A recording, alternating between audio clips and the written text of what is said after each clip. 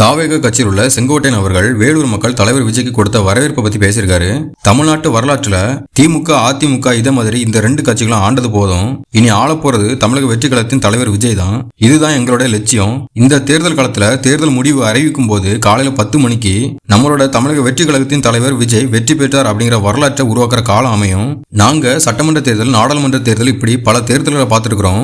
தேர்தல் சமயத்துல நம்மளுடைய பூத்துல இருக்கவங்களை அழைச்சிட்டு வர்றதுக்கு காலையில 6 மணி ஆயிரும். ஆனா தலைவர் விஜய்க்கு தொண்டர்கள் எல்லாரும் அதுக்கு முன்னாடியே வந்துருவாங்க. இங்க வந்திருக்கிற தொண்டர்களுடைய கூட்டத்தை பார்க்கும்போது அது தெளிவாவே தெரியுது. இப்படி ஒரு கூட்டத்தை கூட்டுறதுக்கு ₹1 கூட தேவைப்படாது. தலைவர் விஜய முதலமைச்சர் ஆக்கிட்டு தான் நாங்க ஓய்வோம் அப்படின்னு உணர்ச்சி பூர்வமா குரல் கொடுக்குறாங்க. வேலூர் மாவட்டத்துக்கு தலைவர் விஜய் எந்த வழியில வரப்போறாரு, எப்படி வரப்போறாரு அப்படிங்கறத பாக்குறதுக்கு காத்துட்டு இருக்க மக்களை நான் இப்பதான் பாக்குறேன். வேலூர் நிகழ்ச்சியை பார்க்க போகும்போது மக்கள் எல்லாரும் எங்களை செல்ஃபி எடுக்கிறதுக்கு ஆர்வமா இருந்தாங்க.